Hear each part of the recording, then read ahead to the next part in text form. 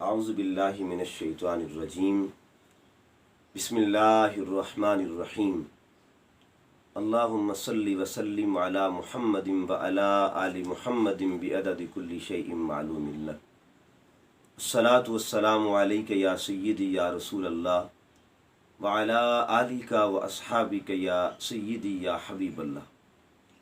معزز و محتشم سامعین و ناظرین، ماہ محرم الحرام کی مقدس ساعتوں میں ذکر اہل بیت پاک کے ساتھ حاضر ہیں۔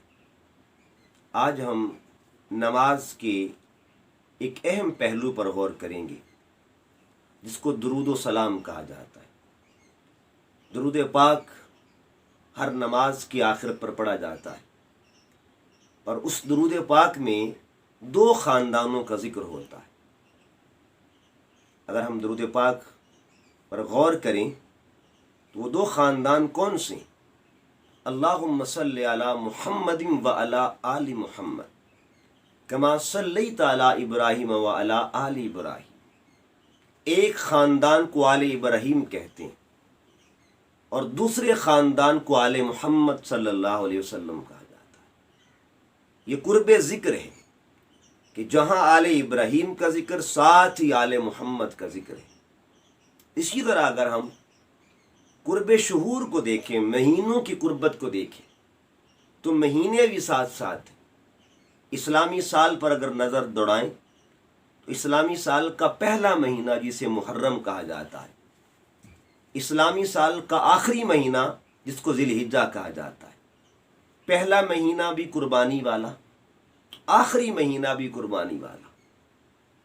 یعنی کیا کمال کی ترتیب ہے اسلام کی۔ اسلام کا اول بھی قربانی ہے، اسلام کا آخر بھی قربانی ہے۔ اسلامی سال کے جو مہینے ہیں ان کی ایک سرحد پر ایک خاندان کی قربانی کی نسبت ہے اور دوسری باؤنڈری پر دوسرے خاندان کی قربانی کی نسبت ہے۔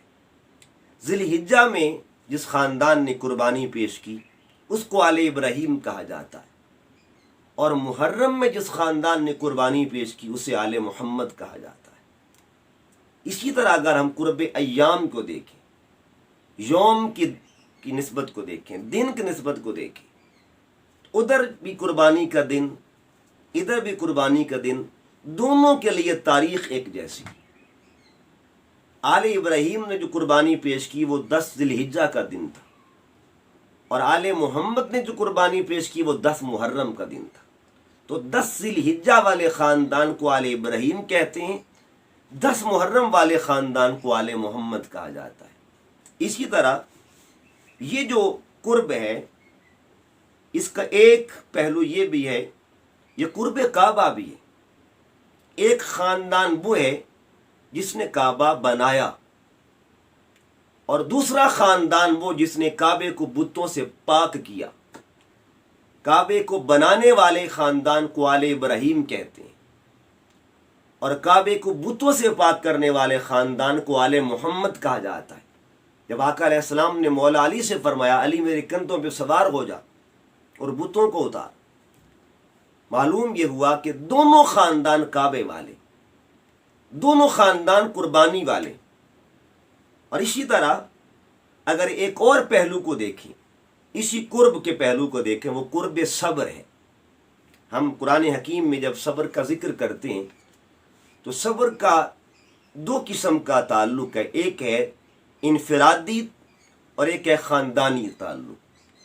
انفرادی صبر بھی بندہ کرتا ہے، اور انفرادی صبر کا ذکر بھی ہے، ایک ایک فرد کا اللہ نے ذکر کیا، انفرادی طور پر بھی ذکر فرمایا اور خاندانی طور پر بھی صبر کا ذکر فرمایا۔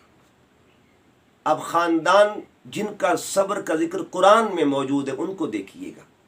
جب ہم نے سورہ صافات کو پڑھا تو اس میں بھی صبر کا ذکر ہوا، ایک خاندان کا، ایسا خاندان جن کا بیٹا بیٹا صابر ہے، جن کا ہر فرد صابر ہے، وہ خاندان جن کا فرد 3 افراد کا ذکر ہوا اور تینوں فرد صابر ہیں۔ ایک فرد کو جناب اسماعیل کہتے ہیں، بابا جان کو جناب ابراہیم کہتے ہیں، اور حضرت اسماعیل کی والدہ محترمہ کو سیدہ ہاجرہ کہا جاتا ہے، آپ ہر فرد کو دیکھیں گے تو صبر میں کمال ملے گا. اب قرآن حکیم ان کا ذکر کیسے فرماتا ہے کہ جب حضرت اسماعیل علیہ السلام جوانی کی دہلیز پہ قدم رکھتے ہیں، فلما بلغ معہ السعی، جب وہ اسماعیل علیہ السلام دوڑ کر چل سکنے کی عمر کو پہنچے تو کیا ہوا؟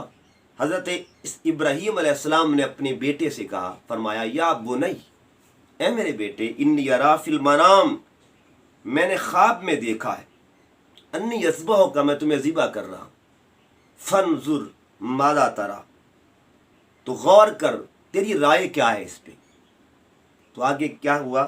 قالا، حضرت اسماعیل بولے، یا ابت، اے میرے ابو جان، افعل ما تؤمر، کر گزریے جو آپ کو حکم دیا گیا ہے، ستجدنی انشاءاللہ من الصابرین، اللہ نے چاہا تو آپ مجھے صبر کرنے والوں میں سے پائیں گے.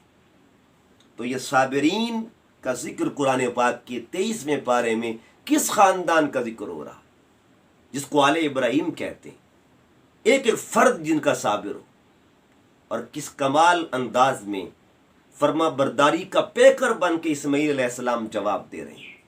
یہاں پہ علامہ اقبال رحمۃ اللہ علیہ نے کیا خوب فرمایا، یہ فیضان نظر تھا یا کہ مکتب کی کرامت تھی، سکھائے کس نے اسماعیل کو آداب فرزندی. حضرت اسماعیل علیہ السلام کو یہ کس نے آداب سکھائے تھے؟ یہ سب کمال کس کا تھا؟ تربیت پیغمبر کا کمال تھا، تربیت ابراہیم علیہ السلام کا کمال تھا، تربیت خلیل اللہ کا کمال تھا، جس نے اپنے بیٹے کو اس ایسا تیار فرمایا جنہوں نے کہ ان کو سر سے لے کے پاؤں تک فرما برداری کا پیکر بنا دیا. یہ صبر والا خاندان جن کا ذکر سورہ صافات میں ہوتا ہے، اور سورہ دہر میں اگر دیکھیں تو وہاں بھی ایک خاندان کا ذکر ہوتا ہے کہ جب حضرت حسنین کریمین آپ کی طبیعت مبارکہ ناساز ہوتی ہے تو سیدہ کائنات سلام اللہ علیہ، مولا کائنات، اور آپ کی نوکرانی، آپ کی خادمہ، آپ کی غلام جناب فضا منت مانی کہ شہزادے تندرست ہو جائیں، ہم 3 دن کے روزے رکھیں گے. جب 3 دن کو روزہ رکھ لیے گئے، پہلا دن افطاری کا وقت آتا، دروازے پہ دستک ہوتی ہے، اے آل محمد، آپ کے دروازے پر مسکین آ گیا ہے. سیدہ کائنات نے سب کچھ اٹھایا اور اٹھا کے خیرات کر دی، خود پانی پر افطار کر لیا. دوسرا دن پھر روزہ رکھا، عین افطار کے وقت پھر دروازے پہ دستک ہوتی ہے، اے آل محمد، آپ کے دروازے پر یتیم آ گیا، تو سب کچھ اٹھا کے دے دیا.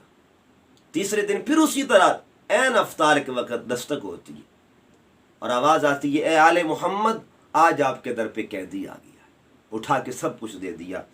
جب سب کچھ عطا فرما دیا، اب قرآن کیا فرماتا ہے؟ وَجَزَاهُمْ بِمَا صَبَرُوا، اللہ نے ان کے صبر کا بدلہ کیا دیا؟ جنتن، ان کو جنت کا مالک بنا دیا، وہ حریرہ، اور ریشمی لباس عطا فرمائے، جنت کے ریشمی لباس عطا فرمائے.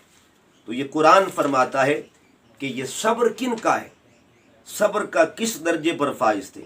قرآن فرماتا ہے وَجَزَاهُمْ بِمَا صَبَرُوا، اللہ پاک نے ان کو جزا دی صبر کی، اور ان کو جنت کا مالک بنا دیا، اور پہننے کو ریشمی پوشاک عطا فرمائے گا.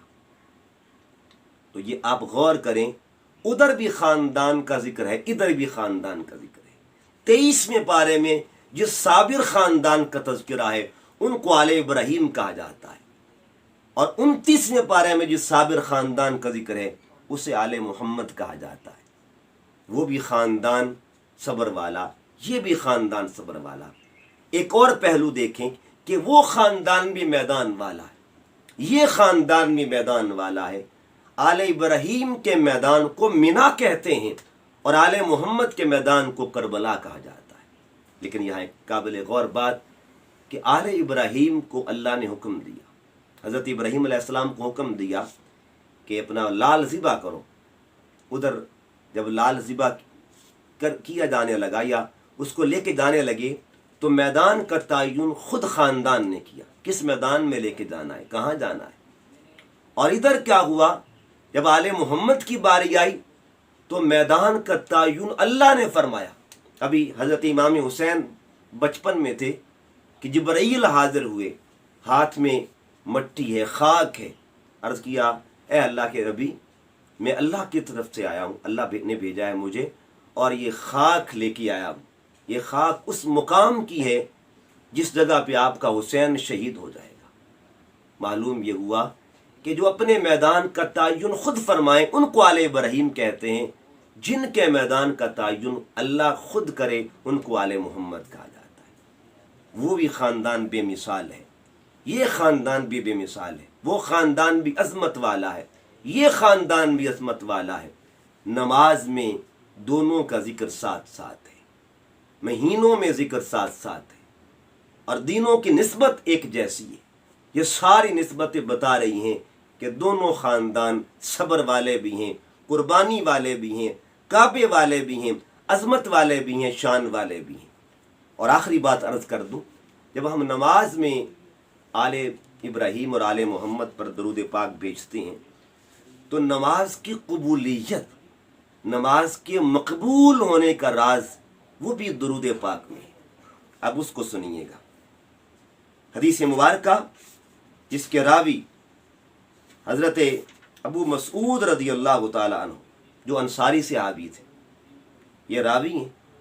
आप फरमाते हैं, क़ाल क़ाल रसूलुल्लाह सल्लल्लाहु अलैहि वसल्लम, नबी करीम सल्लल्लाहु अलैहि वसल्लम ने फरमाया, मन सल्ला सलातन, जिसने नमाज अदा की, लम युसल्ली फीहा अलैया व अला अहले बैती, लेकिन उसने मुझ पर और मेरे अहले बैत पर दरूद पाक न पढ़ा, तो क्या होगा? लम तुक़बल मिन, उसकी नमाज कबूल न होगी।